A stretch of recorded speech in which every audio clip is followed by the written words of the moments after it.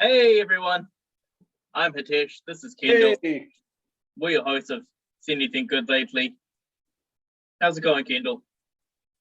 good to be back. Good to be back. Live from New York.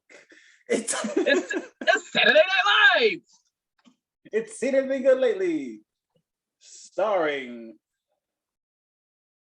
Cecily Strong, Will Ferrell, Adam Sandler, who's Fred that guy? Armisen, Who's Jason that? Sudeikis.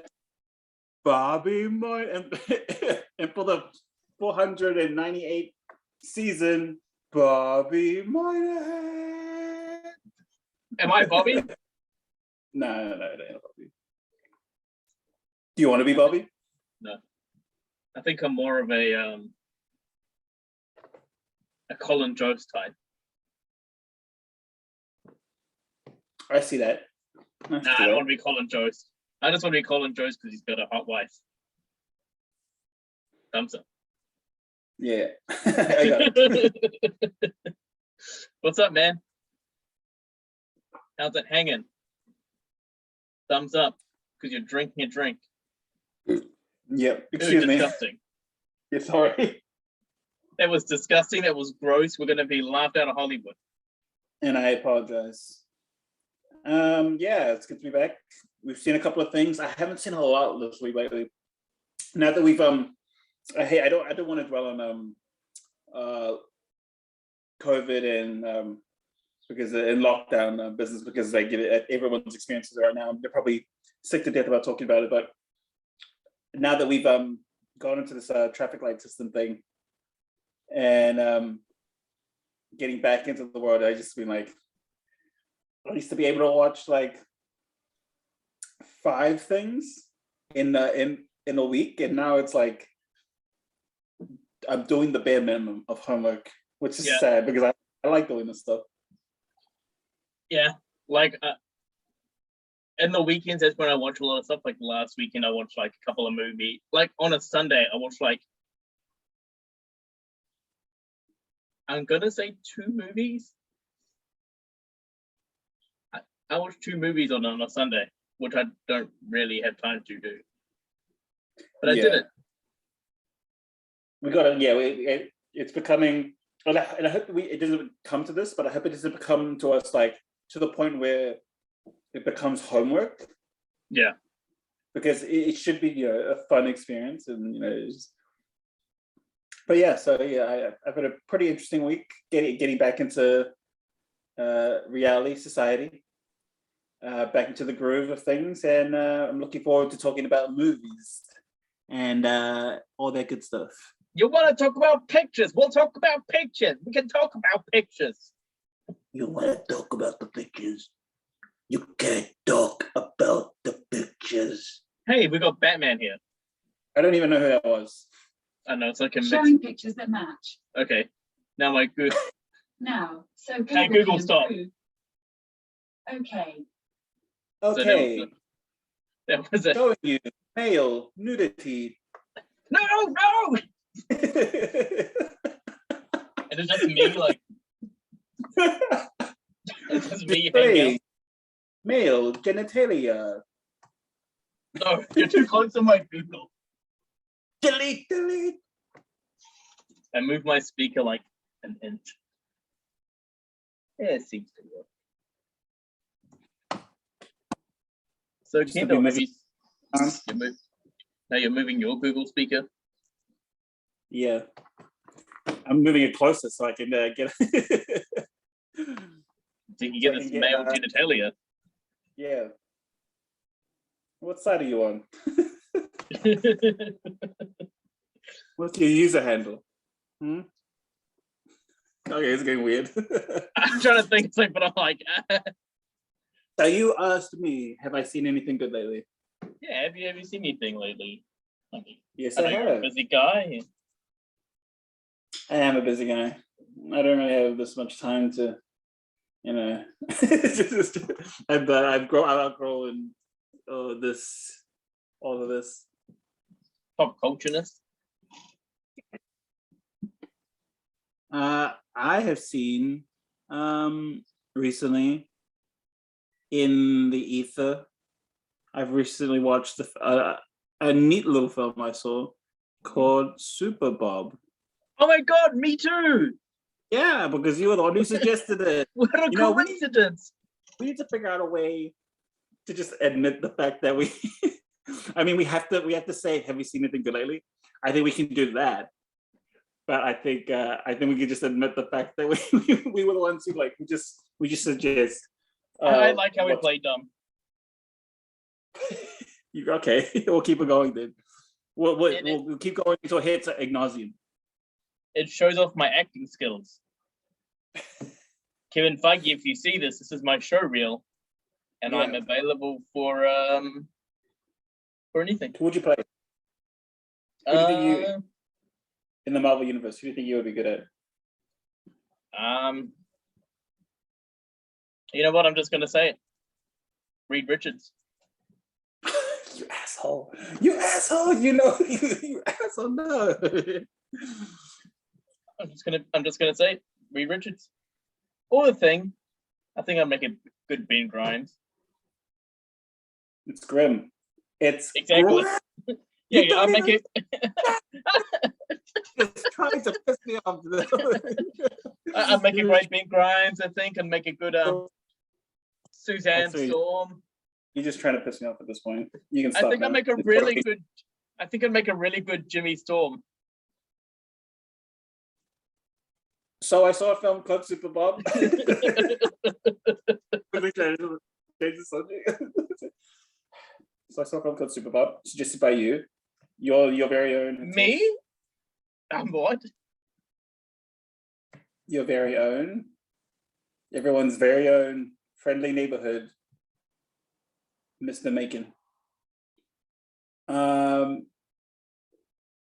Yeah, I really dug it. It's a nice, it's a sweet, it's like one of the, like, it's a very sweet little film I saw. It's a take nice it- slice of life, like a slice yeah. of life piece.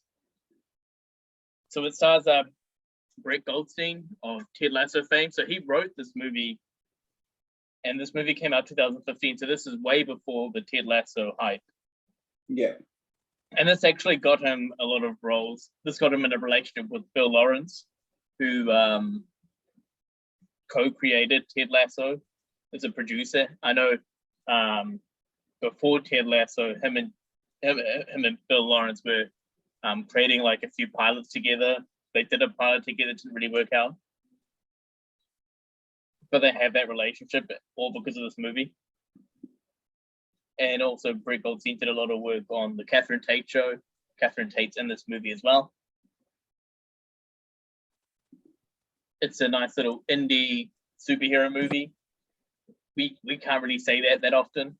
How many indie superhero movies are there? A handful. It's like, and they're usually not that good. No. But this is like a But- real good quality. Like it's very story focused. Yeah, it's very delightful. It's a very charming movie. So it's pretty much this guy gets hit by an asteroid. Yeah, I was about to say like who's going first? You describe the plot. I'll talk about how I felt about it, and then jump back to you, wrap it up. We really should have spoke about this beforehand. I mean, this is why we had those meetings, but nah. Forget about it. So I'll tell you, break it down for us. The So story. it's about this guy, a postal worker who gets hit by an asteroid and then becomes a superhero, works for the British government because he's English. And then, yeah, that's an important note to put in. Fair enough. And then he saves a day multiple times. And in his contract, every Tuesday he gets a day off and he can't do any superhero work at all. So on this particular Tuesday, it's like a slice of life. This movie's based on a Tuesday. I think it's based on a single day, right? No, It feels like it's based on a single day. I think the film is based on a single day. Yeah. I thought it was like, no, is it really a single day? Yeah. Like the geez, story itself, Yeah, I must because have it missed starts that. from the morning and then ends in the evening, and then they show a few flash forwards and stuff like that. So the movie itself is a documentary about the superhero on his day off, and on his day off he wants to go on a date with this librarian, and he always goes into the library to check up on her and in a kind of loving / kind of creepy way as well. It's more of like a kind of like he's smitten of her, but she's a very let's say kind of not exactly interested. Yeah. You say it's just very like about herself at the moment of the film. And then he wants to go on a date with this girl. She agrees on the date, and then all these different things happen that stops him from going on this date with her. Have I missed anything out? That's a brief synopsis. Yeah. Announce the spoilers, because he has a house cleaner provided by his mom who's in a rest home, and basically over time we begin to realize that he actually may have a good thing going on, or a relationship already established with her as his cleaner.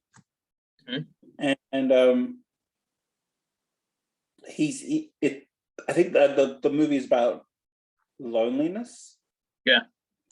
In how he's and his he's kind of this kind of emotionally stunted Man-child. Man-child, and he just suffers from certain social interactions, which have progressed him to becoming anyone or anything, but the superhero thing has fallen on his lap. Yeah. So he's taking it, but not as a. One of the best things about it is it hasn't inflated him, because his sense of self-importance and worth, because he didn't have any beforehand, and so he's like the perfect person to be having these powers, because he can just take it as a kind of is an everyday kind of thing. He breaks his life. So it's like a couple of things that the film like sets up is they announce in the film that our main character's flaw is his goal is or his what he's going through is that he's lonely, and he's looking for someone special to spend his time with, to shine my shoes with. I believe that's what he said. And then in the film, at the beginning of the film, they announced that after he gets his powers, this is his I just stuttered really badly. Remix. His secret origin is introduced to us through news reports. I like that. Yeah, this is what they need to do in like the Marvel films, just like snippets, not even like news reports, just like a really quick that the opening to Up. Yep. Yeah, like a quick montage at the beginning, boom, done. Because we don't need an origin film. We don't need origin. You can just establish him in this world already. I mean, like that movie. Spider-Man, yeah. You don't need to keep reinventing the wheel. Just give us the wheel already. They, in the introduction, they say that one of the main goals of this film, if you listen closely, films were basically what I learned from like screenwriting is that if you listen closely, films will reveal what they want you to take away, and if you listen closely, because like it's very like blunt. And it's usually the last thing that's said in the scene, but like the thing that goes in the opening that really they were trying to get away with was not get away with was one of the core elements of the film was he's introduced himself as Super Bob, and the news reporter says, a real superhero for in a real world or something. And basically, it's like I wouldn't even say it's a real world because he's taking the superhero Genre. genre Tropes. career or like the job of superhero, and he's condensed it. He's broken it down into like like a city council kind of government job Yeah, kind of because thing. he says he's like a civil servant. Yeah, he says he's a civil Like, servant. I was like, He's not really he's cool. not a superhero. He's a civil servant, and that's an interesting take of a superhero itself. Like in superhero movies, they're kind of this Like kind of ego. government Captain America, or they're Yeah, like government scientists. You know, they all technically work for the government, and the Avengers technically used to work for the UN. Yeah. But technically, overall, you know, these guys are invading. They're entering into international airspace, which is 100% illegal. Yeah, You know, entering into different countries' airspace, committing acts of violence against like all the property damage, and and this film kind of taps on that. But like the thing about that is when they say they're doing like I wouldn't say it's a real one-to-one, like it's not realistic. no, It's more like it's a more realistic view than like a typical Marvel or DC movie. Yes, I would even say there's even hints of these modern Marvel movies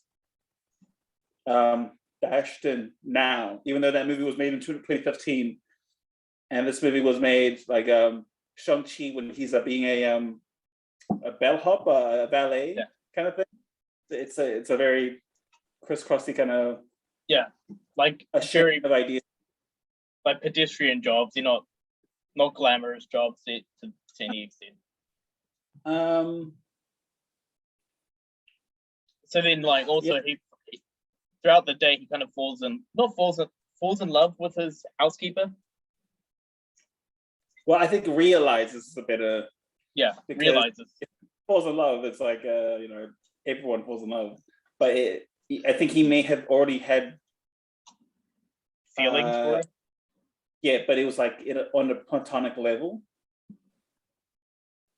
and then it's only this one day where it's all coming to the surface. And then, but just to let everyone know, it's a comedic film. Yeah, it's a rom. It's a very cute, romantic comedy. I giggled here and there. It wasn't that like it's not my sense of humor, but it's really pretty good humor compared to most other superhero films. And I thought the romance was kind of like, I thought it was cute, but there's certain elements where it felt not forced. it But didn't feel organic. I thought the chemistry was pretty good.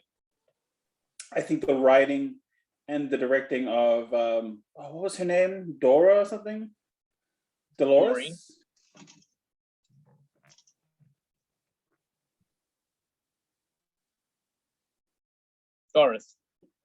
Doris. Played Yeah, by Natalia Tena from Harry Potter. Was she that one Goosey character? Yeah, she plays Nymphadora Tonks. Oh yeah. But yeah, they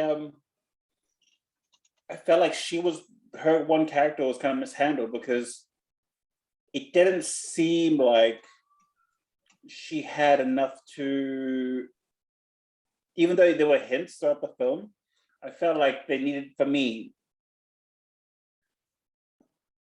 I know that was pretty, I think it's just, her acting is so kind of understated.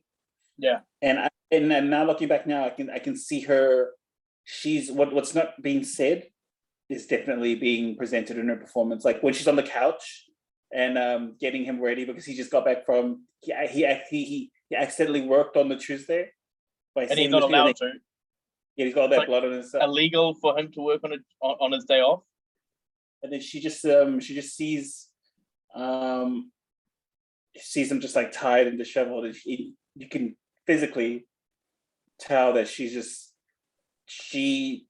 there's something going, that she cares about him a bit, and there may be a tenderness there for this poor, sorry, kind of sad Type of a human being.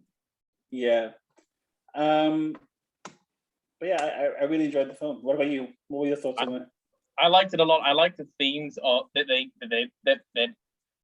he has to make everyone sign a form. I thought that was really funny. Like he saved like a little girl from like a building or something, and he's like, "Oh, you need to sign this. Like, I can't leave until you sign this."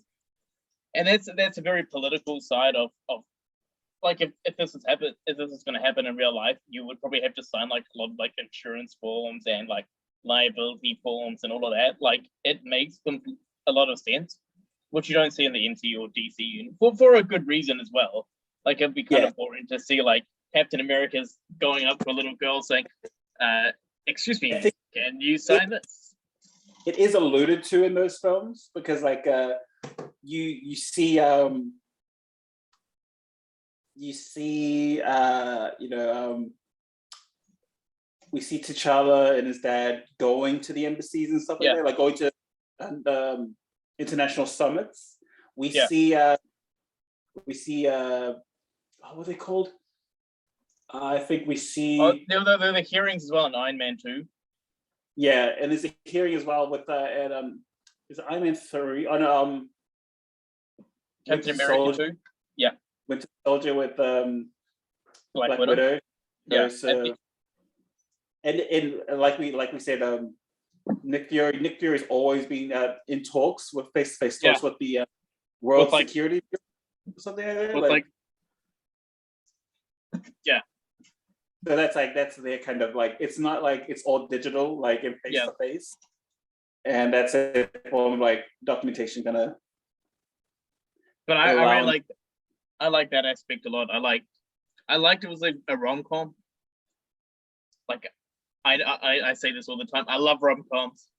You do say it all the time. We can. I really do like rom-coms, and yeah, everyone does now. Like, you and I specifically, like, we just have like we don't get a lot of good ones, but we do when there is a good one, we just like click to it. Yeah. Like, About Time's one of those movies that I just, not the most perfect time travel movie. There's little flaws, but it's just a really sweet and cute movie. Like, it's just really adorable, and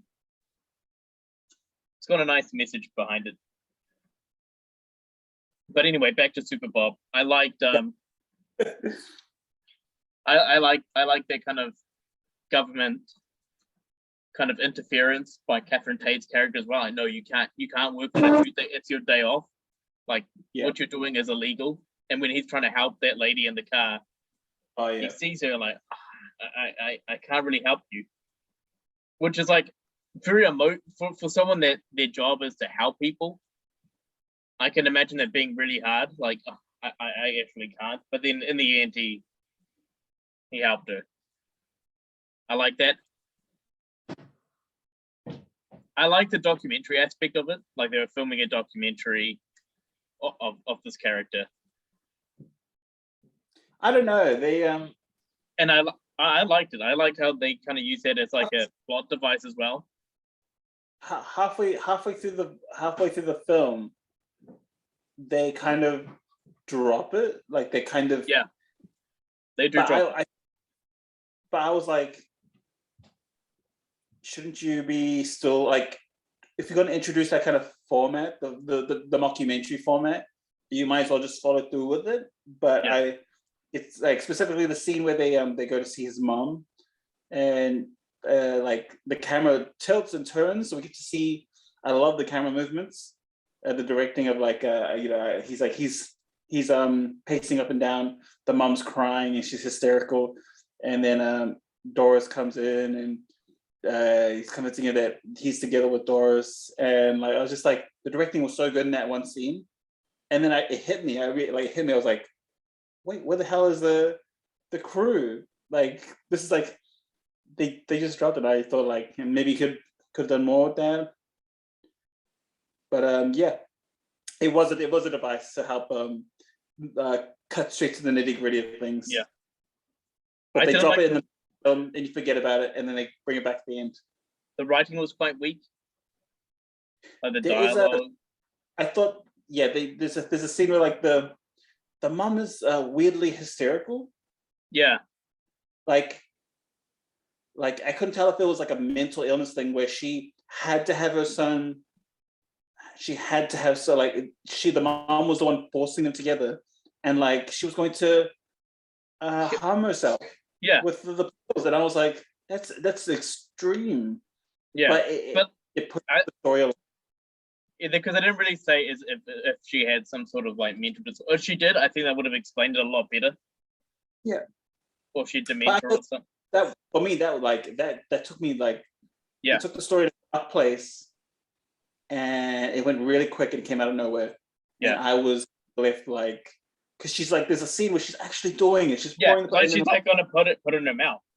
Then Bob runs up and is like, put it down. I was like, this light film just went from 0 to 100, and not in a good way. No. Like, just kind of like very abrupt, very dark. And I was like, oh, quickly change the subject. And then he's like, oh, me and Doris, we're together. And I was like, oh, geez. I think if you're going to show a beat like that, you got to do it gradually. Yeah, at least like let us know that she has mental issues or something. Or like, yeah, she's self-harming or something. Because like we know she's in a rest home, and that's about it. So when you think of someone in a rest home, you think of someone who's got like had a stroke or. They should have done, which is a little bit less extreme. It seems like because he works as he works for the government, and he just has like an everyday house kind of thing. I'd be keen if that house actually belongs to his mom, and it's a family house, and she's actually she's the one who has like quite a lot of money saved away, and she's the one providing the house and like paying him like a small like pension and something like that. Like, but like it makes sense if she was like was gonna cut him out like and cut his like his allowance. Yeah. And like he'd kick him out of the house if he didn't find someone. Yeah. And like maybe like it's like when I was your age, I was like I would have had a family, and like I want to see you with a family because that house, your father like bought that house for me and you for his family, and I want a family in the house. And like, oh, he's like, I was like, I'm gonna cut you right now. And she gets on the phone instead of running for the pills. And it's like, I'm called. Who's that? It's the real. It's the guy who runs the trust. It's a bank or something. Yeah. And I'm like, the lawyer, her lawyer is like, is that Michael? Is like, get off the phone. He's like, no, Michael, I need you to like sign it now. And he's like, I'm with Doris. But that the pill thing was like, oh my gosh. It was a bit much. Yeah. I like how where's he from? Pickham? He's from Pickham. Yeah. And I like how the community, how they show love is abusing him. Yeah. And then at the end of the film, they all come together because they support him. Yeah, because in real life, you that's how you treat your family. Yeah. You treat your family, you call them like just like silly insults, and like you don't have to love them. No. But you don't have to like them, but you just have to like learn how to live with them. And then you just like at the end, they all like everyone who basically assaulted him on the street at Pickham shows up at the end of the film and they help block the media, the authorities. I thought another thing that was very extreme was the shooting scene at the end. The gun, the guy who I was like, and his justification was just, oh, sorry, like, I just my finger just slipped. They played it off for laughs. Yeah. But I thought to myself, like, is this a commentary on like it's a quick dark commentary joke on the use of like gun violence in the police force? I think it could be because at the time that joke was very potent to me now. Yeah. Like, for those you don't know, they're like, did you hear like recently? There was another mass shooting in America, in a high school, and I was just like, too soon, man, too soon. It was just like, it was very, very, very like, but they played it off as a joke, and I was like, oh, Yeah. But like at the time, there was all those like police shootings. I mean, it's still happening now, obviously. But I think at the time when this movie was coming out, when this movie came out, it was just kind of getting its legs in terms of the footage that was going online, and just the whole kind of social movement was kind of moving as well. So I think it would make sense in the context of the time when this movie was made, that they would put that in as some sort of social commentary. You mentioned before that you like the signing of the document thing. I like the fact that, even better for me, I like the fact that there's a kind of running commentary between the Senator Jackson from America, and there's like a he's battering the MOD, the Ministry of Defense, about him, and like, but like, you know, we see that in a whole bunch of like, it's been in like comic books for years. Yeah, that whole antagonistic so the government just doesn't trust superhero government thing. Yeah, and I was like, I always dig it, because it's so realistic to have the media and politicians just like against you, kind of thing. Especially in this tabloid age. Yeah. You know, where you can be on the cover of like a Woman's Weekly or whatever the equivalent is in the UK, or I don't know. Yeah. I don't know where you go with that. I would like to suggest for those people who like reading words and pictures, to get the latest Terry McClary book. There's a so I was watching this film, and it reminded me of there's a popular graphic novel writer called Grant Morrison. I think you've read, you know who I'm talking about, right? There's like he was on an episode of The Simpsons. Was he? Yeah. Oh, cool. I actually didn't know that.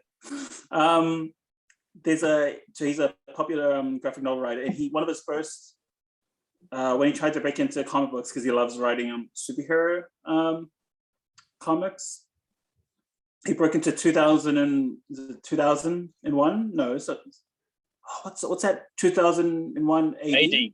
Yeah. And then he wrote a series called Zenith. It's really cool.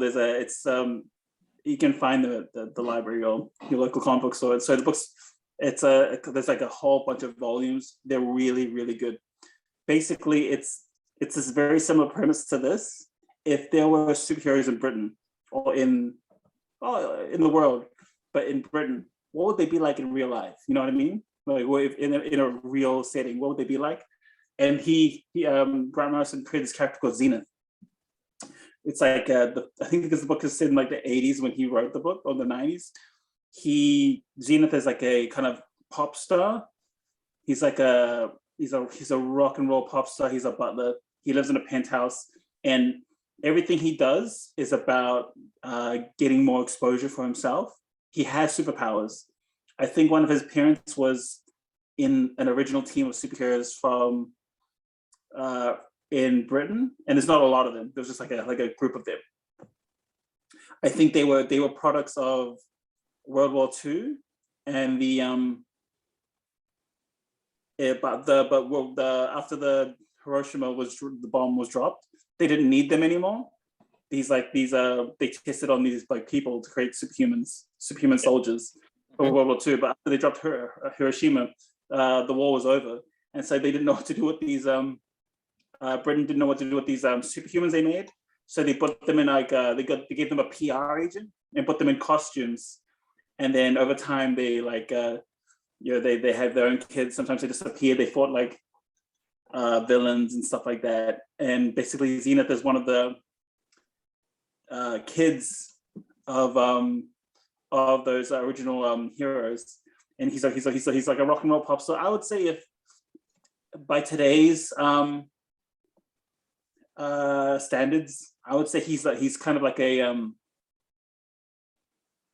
he's a real rock star. Kind of, he's got that big puffy leather jacket. I think he has like a visor or something like that, and spiky hair. I haven't read it in a long time, but it's a really good book. And he looks like, I would say he's like, I think like he's kind of like a Harry Styles kind of thing. Loud costumes, maybe even like a Lil Nas kind of thing. Loud costumes. That basically he takes jobs or helps people based on how much reception he'll get. So he has like an agent and a butler, and he just basically is just like if I save this plane of people, what will I get out of it, or kind of that kind of thing. Because like his music career, if his music career isn't taking off, he's trying to do use his powers to do superhero stuff. And what's cool about that story is like it's just like it's a very British thing. You know, he's behaving like a very like if you superheroes are real, you'd probably be a pop star, and you'd have an agent. And what's cool is there's like one of the plot lines is there's like a kind of like this a monster from another dimension. It's kind of like a Lovecraftian dimensional monster. And there's a really cool character called, I think he's either a minister or the prime minister of Britain, and he's like this like I think he's the head of the National Party in Britain. So there's a character who's head of the National Party, and he used to be part of those he used to be one of those original superheroes back in the day, and he's one of the last ones standing. And it's funny because they cut to, so he's like a Margaret Thatcher straight lace cut guy, like very tight suits, very just straight lace British kind of like Tory kind of character. And then they cut to him what he looked like in the 70s, and he looks like he looks like me, like John Lennon, and he looks ridiculous. He has the power to he can cast illusions with his telepathy. I think he's like a telepathic like mastermind, and he can create illusions and stuff. And he looks like a mixture of John Lennon and Ringo Starr, and he's just like massive hippie looking, and he's got like these psychedelic colors coming out of him. It's just funny to like, it's like you jump back to him now, and he's just like nothing like that. And then like he's like, and then we meet a whole bunch of other superheroes from that time. There's like Red Dragon, who's the Welsh superhero, and he's just like cool. And he's been living in like he was part of that original team, and he's basically he went back to Wales, and he just lives on like a small little plot of land in his house, and he's like gained all this weight, and he basically is just like he's done with all that kind of crap, and then he needs his help, but he still got it. He still got his gifts and stuff like that. I was like, oh, so cool. But yes, I'd highly, if you like Super Bob, I highly recommend Zenith if you can get your hands on it. Put on my list. Yeah, they only have it in black and white though, because like that's how those books were printed. But it doesn't deter you from the artwork is so cool, and the story is like really good. Interesting. Yeah. Zenith. Warrior Super Princess. Bob. Yeah. What about you? Have you seen that? Is anything else you wanna drop? I last week on a Sunday when I watched my 2 movies, one of the movies that I watched was the Mitchells vs. the Machines. So it's an animated movie on Netflix. Produced by Chris. What's their names? Chris and Lord Miller? No. Lord and Miller, but I think it's yeah. Chris Lord and Michael Miller. I'm really bad with names.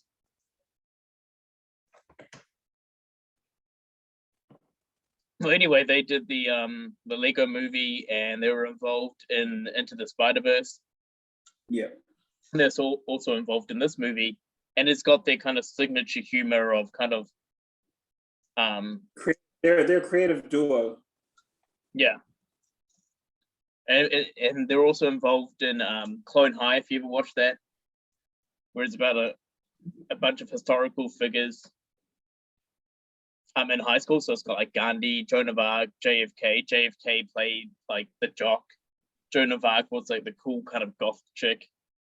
Marilyn Monroe, I think, was like the cheerleader, maybe. Don't we follow Abe? No, it was Cleopatra. And we follow Ain't Abe. Yeah, Abraham Lincoln. So like their humor is very, what's the word? Submissive? No. Subverting reality. No, I think the humor is like it's very like it's very quirky, very relatable, very they tap on a kind of humor that like that's not often that's often related among everyone. It's very relatable sense of humor, but it's never translated to film properly. Little bits and pieces. They got to create inside jokes within their worlds, and then they bring you inside to the inside joke, and therefore now you're attached and connected and relatable. But they're always good.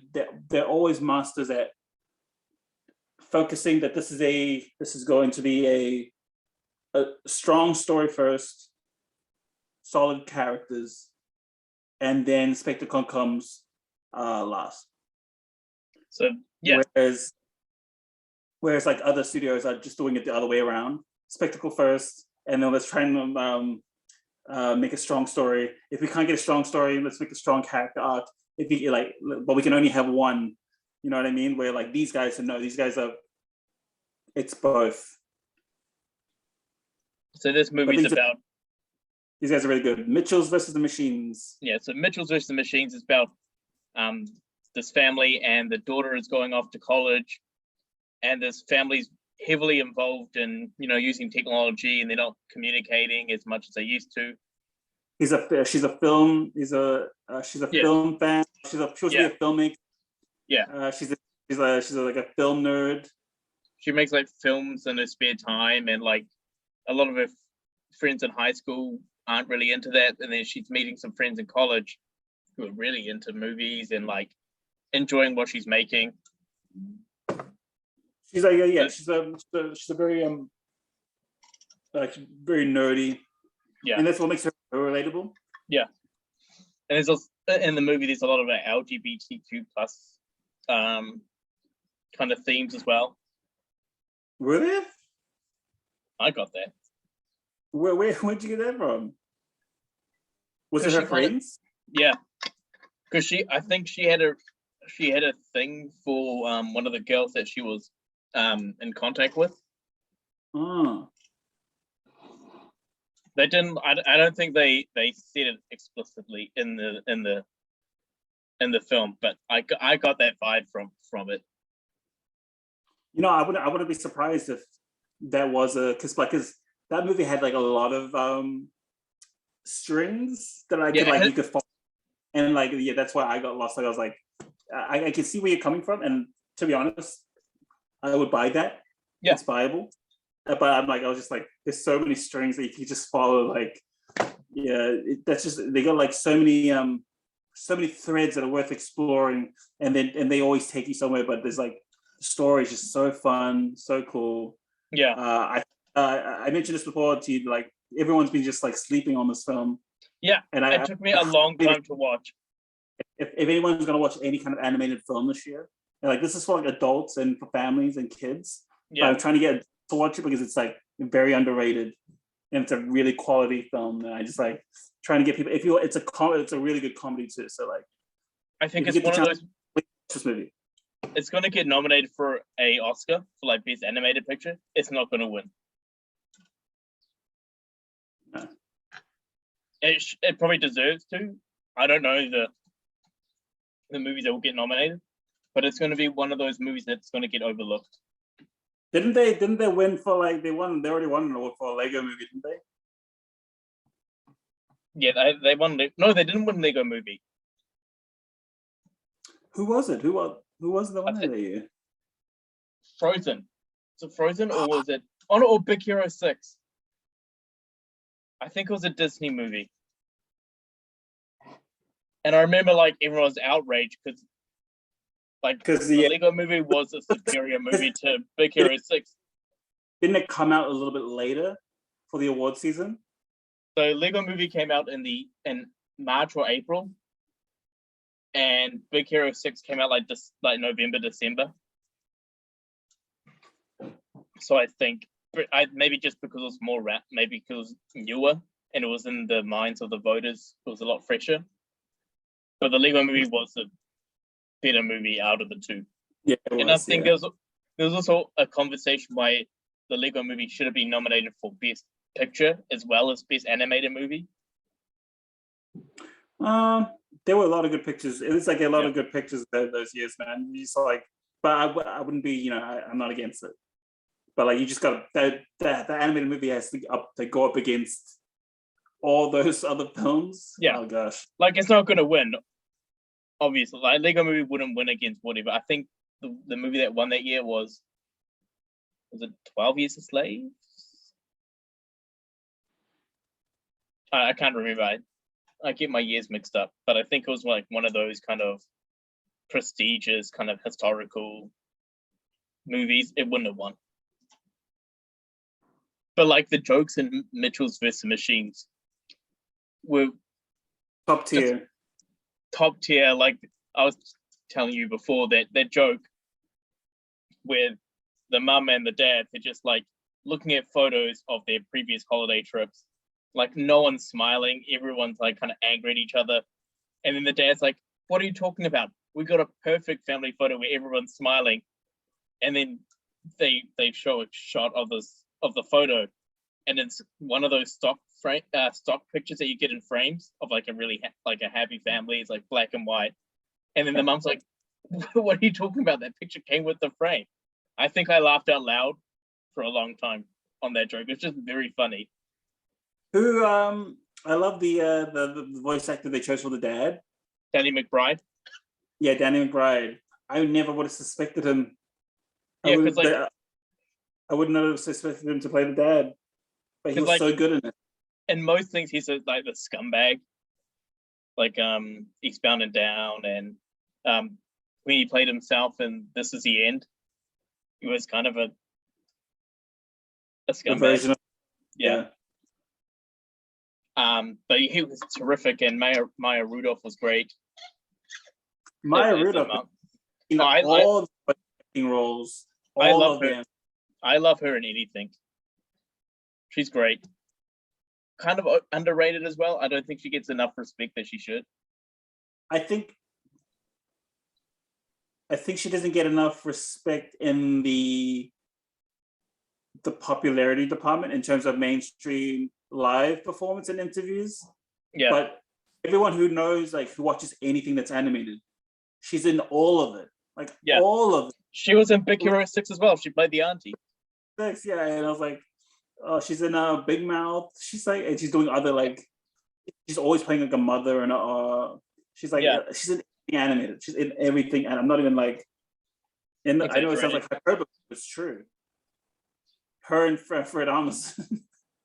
Yeah. And Fred Armisen was in this movie as well. It was. And there, like a couple of years ago, I don't know if you saw this TV show. It's kind of short-lived. I think it was on Amazon. It was called Forever, where it's about a couple that dies, and then they go into like heaven or like a place that's like heaven, and they have to like live with each other, but they're not really soulmates. Yeah. Which was like really interesting. Another kind of offbeat, quirky kind of sick comedy. Came out like, I'm gonna say 2018. And I had Fred Armisen, Maya Rudolph, and it was done by Andrew Yang of Master of None fame.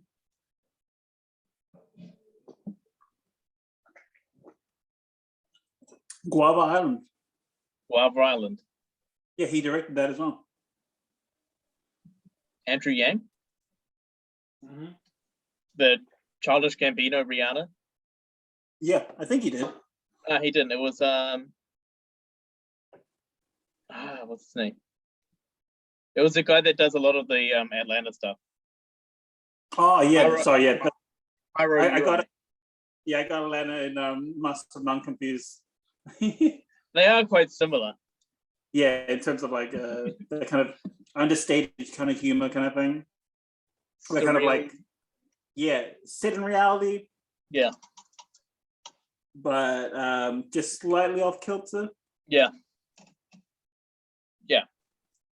But yeah, Mitchell's versus the Machines.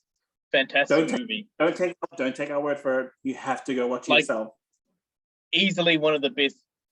One of my favorite movies I've seen this year. One of mine.